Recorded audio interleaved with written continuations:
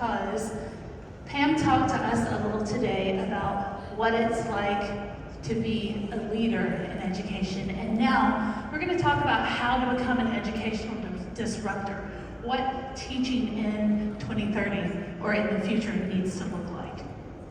All right, so who am I? My name is Dr. Chassie Selouane. I'm a wife, I'm a mother, I'm an Indigenous Appalachian American, I'm a lifelong learner, I am a GESS award winner and a 5-time GESS nominee. I'm an American curriculum specialist, and I really believe relationships and connection are the key to good teaching and learning. And overall, I'm an educational disruptor. For years and years as a leader, people used to ask me, what do you do? And my answer would always be, I'm a teacher.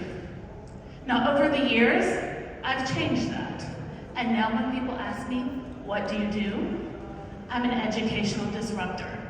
So, what does that mean? What is an educational disruptor?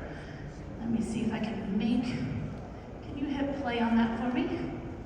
I identify as an educational disruptor. This term refers to individuals or organizations who bring or desire to bring significant changes to the traditional education system through innovative technologies or methodologies. They disrupt or challenge the existing educational practices and systems by introducing new approaches that can transform the way education is delivered and experienced.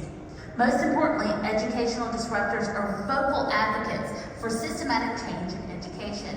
They are not afraid to share their insights, research, and experiences with other educators and policymakers. They are passionate and dedicated to being lifelong learners themselves and being role models, not only for their students, but their colleagues and the world around them. They live the change they want to see. I've spent the past decade working to challenge traditional teaching methods and structures. I have experimented widely with new techniques, technologies, and pedagogies that can transform learning. I love working with educators and students around the world, and I have a strong commitment and am eager to participate in creating a vibrant learning community bound by strong relationships, driven by passion for learning, and dedicated to preparing thoughtful, compassionate, and capable individuals ready to lead in a diverse and changing world. Again, my name is Chassie Selouane. I am an educational disruptor, and this is my educational philosophy. So disruptive education theory, it refers to an innovative approach with learning and challenges changing the traditional mindset. It seeks creative and new ways to educate individuals. What is a disruptor? It's a person who is changing using a form of technology or just thought process. I really loved Pam mentioned human technology in her presentation. And I really resonated with that because as an educational disruptor, why do we need to do that? We need to use technology advancements. We need to use innovative practices. We have to fundamentally alter the educational landscape. These traditional models of schooling, they are no longer working for us. We are not teaching to a factory mindset anymore. Education has to shift to meet the demands of a rapidly changing world. Let's take a look at the evolution of the classroom and why we need a need for disruption. Back in Assyrian times, the classroom was memorization, 101, passive learners. 1800s, factory model, standardized, teacher-centered. 1950s, still the same, lecture-based, rows of desks, very minimal interaction. 1980s, we have technology, it's appeared, but we still have rows of desks. 2000s, classroom still looks the same, but we are at least using digital tools. 2025, slowly but surely, shwaya by shwaya, we are making a change. Transition has begun, but guess what? Old habits are still persisting. And then by 2030, what do we expect education to look like? Honestly, it can be whatever your mind wants it to be. But the most important thing that we have to remember is the connection and making a human connection. Soul to soul human connection. If we're using technology, if we're using curriculum resources, they need to be benefiting the learner and moving forward. So let's talk about these key pillars of educational disruption. What does it look like? Remember, we have to focus on that learner. We have to focus on the connection. Student agency. Competency-based education. Teaching to a test is no longer there. Flexible and blended learning models. COVID changed a lot of ways. The kids we're teaching today are not the same kids we were teaching 5 years ago. Honestly, the kids we're teaching today are not the same kids we were teaching a year ago, or even 6 months ago.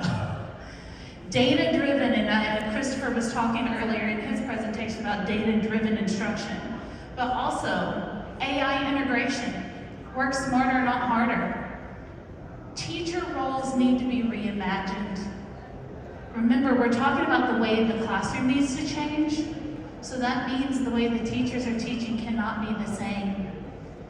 And then finally, equity and inclusion in learning. We have to focus on social and emotional learning. And this is something I'm really proud of because I'm the principal of MLS Makers Learning School here in Riyadh. And we are the only school in the region that focuses on social emotional learning first and then academics. Kids have to have Maslow's before they can ever bloom. So how do we do that? Through fostering student agency and engagement, giving the kids a continuum of voice, expression, consultation, participation, partnership, activism, and leadership. Making the connection with our students to empower them, to give them a choice, to give them a voice, to have strategies, and let the children have control over their learning. This is where inquiry-based learning is so key. Giving them access to technology, but not relying solely on technology. Let them explore with curiosity and learning. Leverage the digital tools to support their self-direction, but also personalize the learning experience.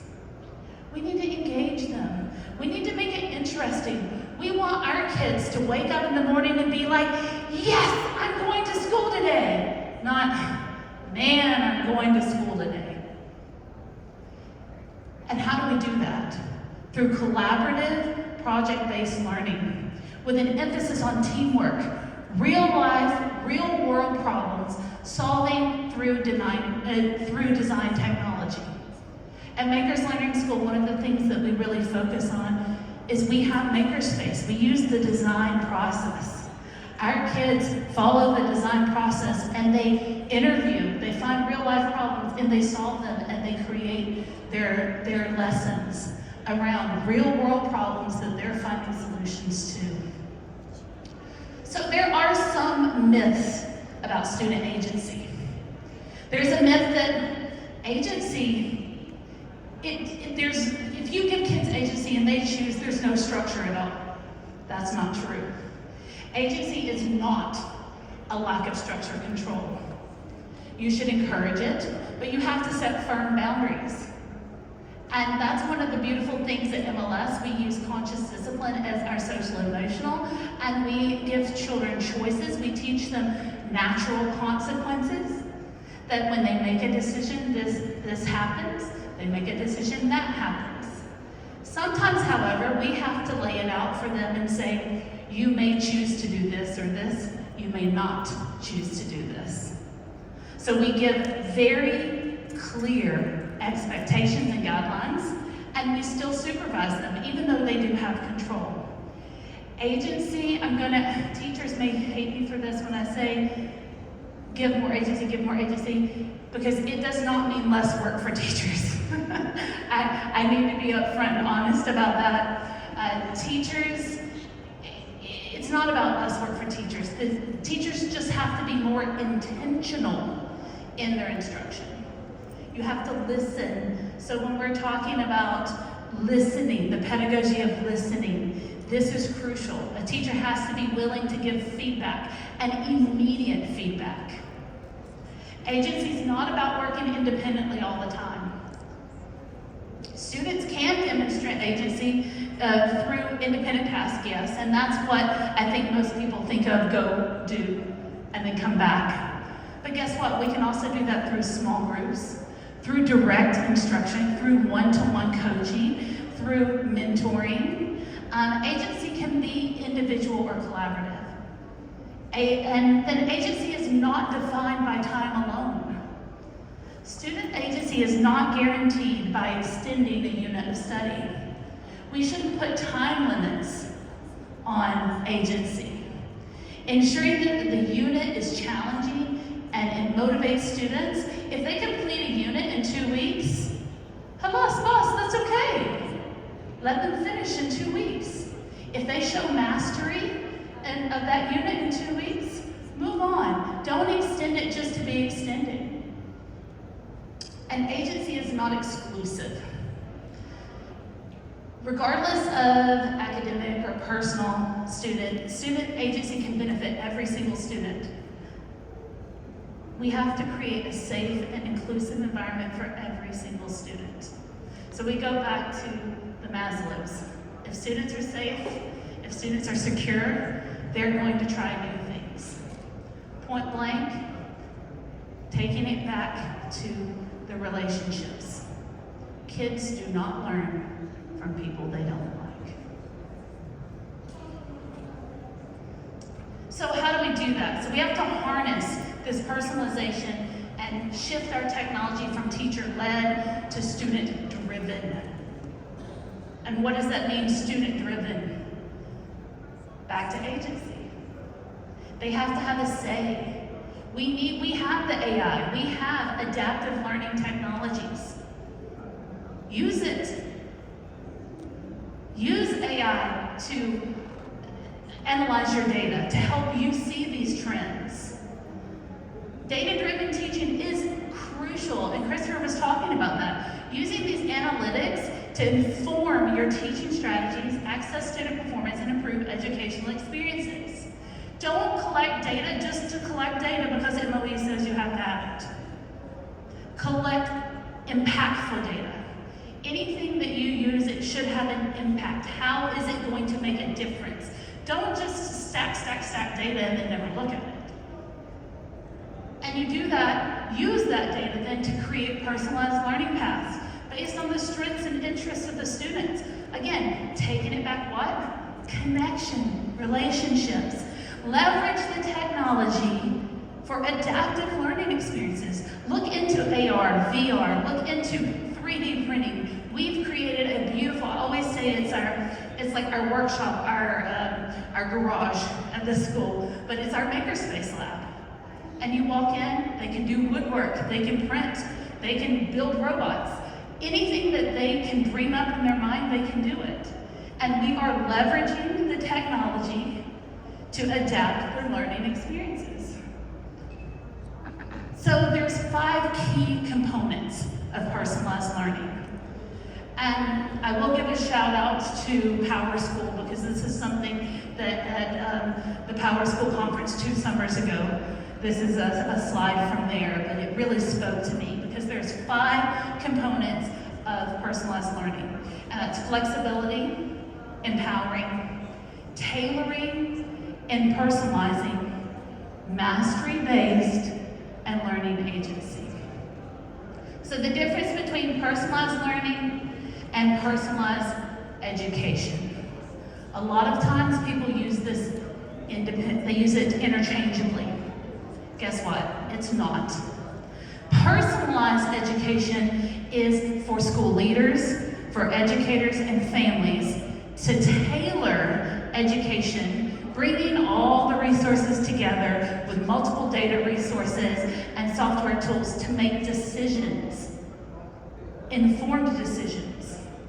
But personalized learning is differentiation, spearheaded by a teacher within the classroom, lesson plans that are adjusted and based on available, and most of the time it's often limited, student data. So we have to be very intentional when we're using this terminology. So what does that look like? That means that teachers' roles are changing. They're different. We are going from classroom commander at the front, yes, good morning, Miss Chassie, to a learning architect, to learning alongside our students. My good friend, Dr. Jenny Kincaid, always says, we go from leading side by side, from leading face to face, to now we're leading side by side. We're walking together, holding hands, and learning with our students. The myth of a teacher has to have all the answers, that doesn't exist anymore. We can learn alongside our students. So what does that look like? So a teacher now has, in my opinion, 5 roles that really you should think about in the classroom. One, as a learning designer, because we're crafting personalized project-based pathways, right, that are engaging and exciting, dragging them to come to school, woo, I'm gonna get to be with Miss Chassie today. They're gonna be tech integrators, because they need to use tech that exists, but they also have to be able to adapt to tech that is coming. When I was a kid, if someone had told me that I want to grow up and be a web designer, I would have thought that person was going to work with spiders. Because the web didn't really exist when I was a kid. We are the only profession that we prepare all the professions as teachers. But we are preparing them to do jobs that don't even exist yet. So with that, that's why we have to be emotional and cognitive coaches. Because we have to foster these executive functioning skills. We have to foster resilience, social emotional resilience. Because when we try new things, what happens? It fails, right? And if they don't have the skills to overcome that failure and keep trying, we are not servicing our children. Data translator. We have to leverage, I was talking about using AI to leverage insights. Remember, AI is not bad. We just have to use it ethically and appropriately. We use it as a tool. As an educational researcher for years, when I write a paper, I've always paid an editor before I go to publishing, right, to review and edit my paper. Guess what? I don't have to do that anymore. I can just send it to ChatGPT and say, please streamline this. Community connector. This is why it's number 5. We're taking it back. Connection. Relationships. This is your key. As a school leader, as a school teacher, as anybody in the educational community, that connection is crucial.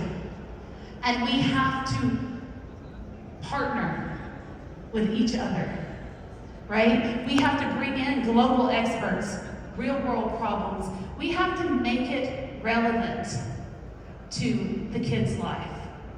These 5 roles are a form of a new teacher toolkit. And I am working on a book on this. But it's very holistic. And teachers need to have the mindset that you're not just delivering lessons anymore. It's not about lesson planning. Guys, you're preparing kids for journeys, for a quest into the future, right? We are helping these students grow cognitively, emotionally, and socially. We are giving them skills through innovative learning environments. We've talked about a lot of these. This is some benefit-driven instruction. So using the data-driven instruction and AI integration, we're improving accessibility for these students. We are filling the gaps We are creating learning experiences that excite them. We make it more inclusive. It also allows us to use the evidence of our outcomes and teach appropriate use of technology. Again, ethical use of technology. AI is there. AI is a tool. But guess what? AI doesn't have all the answers. AI still has hallucinations. It can give you wrong answers. You're going to have that knowledge to know what's fake and what's not. And with that, you would have the ultimate goal of personalizing your education using data and adaptive learning. It's going to be complex. The navigating and reimagining the role of the teacher, it's not easy. Look, we go back to our timeline. How many hundreds of years has it remained exactly the same?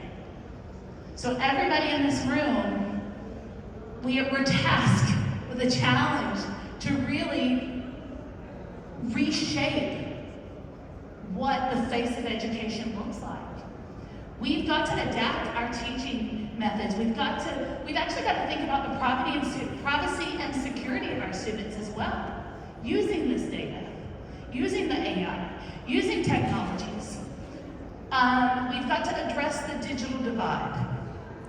Because right now, everyone probably within this conference has students that have access to digital devices. But worldwide, that's not the case. Equity and inclusion, and that takes us into equity and inclusion of learning. We have to make sure that all students have access to quality education, no matter how diverse their learning styles, no matter their neurodiversity, no matter their social, emotional deficits. We have to really individualize. So what does that look like? You want to be an educational disruptor. I think what it looks like is that we are now all becoming DJs of learning, right? We have to create playlists for each and every one of our kids. We need to have that connection and think that we need to mix modalities. I may learn better through paper and through paper and books. Christopher may learn better on digital. Jenny may learn better in both modes. We have to allow students to mix those modalities, use their moods, and use their momentum of what they're excited in. The teacher of the future does not follow a set playlist. The days of from page 1 to page 345 in a textbook are over. We have to mix tech. We have to mix space. We have to have connection on demand. We have to have this playlist of contents and projects. We have to have partnerships with people that we can collaborate with, that we can pull in. We have to make, this is the most important thing for me, is we have to make soul-to-soul connections that inspire students so that they are ethical, that they are compassionate, and they are global citizens. And at Makers Learning School, our mission is we are Makers Learning School compassion-inspired innovators. Education must be engaging, relevant, inquiry-based, and most importantly, effective. Schools have to be flexible, and you have to be focused on continual and continuous improvement and collaboration. The goal of an educational disruptor is not preparing a student to pass a test, it's to prepare them for life. So the journey ahead. As educators, as influencers in the educational sector, we are tasked with implementing inclusive, engaging, and personalized learning environments. We have to encourage other educators and support other educators on their journey to integrate these new technologies. As school leaders, we have to give the opportunity to teachers to try new things. But we also have to give the opportunity to fail at these new things too. Because guess what? A toddler is called a toddler. Why? Why do we call toddlers toddlers? Because they toddle, right? And they fall down. And if a toddler toddles and falls down, does that mean they're never going to learn to walk? No. We say, get up. Good job. Come on. But if we go, oh my God, you made a mistake. Oh, are you okay? What happens to the kid? It cries and it becomes nervous about trying to walk again. But if we're like, good job, bravo, bravo, Elite, get up, go. What does the kid do? Gets up and runs, right? As school leaders, we have to be that way for our teachers. We have to encourage our teachers to try these new things, but we also as school leaders have to realize, guess what? Our teachers may toddle. They may fall down. And that's where as school leaders, we have to have the mindset that it's not about, I got you, you did something wrong, oh, it didn't work. It needs to be about, I got you, come on, let's try again and see how we can make it work. So with that, the future is now. We don't need to wait till 2030 to have all these things happening in our classroom. It can happen right now. At Makers Learning School, we're doing that right now. We are committed to embracing innovations that shape the future of education, making education more accessible, engaging, and effective for every single learner. And so with that, I ask you, are you ready to join me? Because the future is now. And I have a love affair with Dr. Stephen Covey. I've loved him for many years. I worked with Franklin Covey for numerous years when I was in Dubai. And this quote is probably one of the most powerful quotes that I've ever seen. And it says, we only have one chance to prepare our children for a world that none of us can possibly predict. What will we do with that one chance? So as you leave here today, I want to ask you, what will you do with your one chance? And so again, my name is Dr. Chassie, Selouane. I'm the principal of MLS International Riyadh, and then I'm also the CEO and founder of Appalachian American Academy, which is a digital-first school online. Thank you guys so much for your time today, and I'll be over in the